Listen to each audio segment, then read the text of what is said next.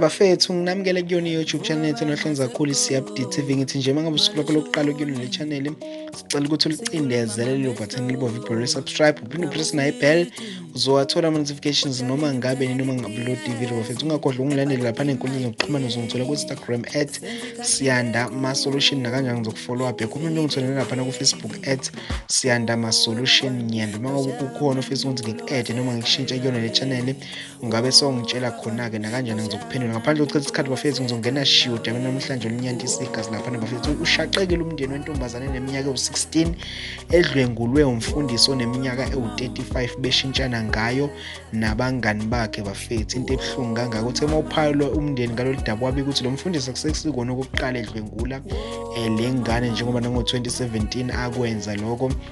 Emva kokuba-ke ingane igule kakhulu babe sebeyisa-ke wena lo mfundisi-ke umprofethi waphinde abe inyanga owafike wababhulela ukuthi-ke ingane kumele bayilethe kuyena izothwasa izoba ngcono, kanti uzama amaqhinga ukuthi-ke ayihehe ayisondezele eduze. Yathi mangabe seyikhona ingane wafike wayijova, maqede wayidlwengula waseyisa e-police station. Mayiseqedile wenze ngathi ingane ayithole estradini bafethu. Angicabangi into ebuhlungu kangaka bafethu. Kuthe nsukwini waphinde wahlasela yona le ngane, ihamba namadoda amathathu ahlome izingovolo, bayikhomba ngesibhamu bayifaka emotweni bayisa kwelinye lamahlathi la bafike khona bashintshana ngayo bafethu beyidlwengula. Njengamanje icala lisenkantolo bafethu, ngiyafisa ukwazi kunini ukuthi-ke ngabe nifisa kuphume isigwebo esingakanani esithole uyena lo mfundisi owenza bafethu into embi kangaka. Bafethu ngiyacela kakhulu ukuthi ningeseke ni-subscribe kule channel, nami ngizoqhubeka nginilethele izindaba bafethu. Kwami kosuku ngizokuvala khona namhlanje ngithi sengihela.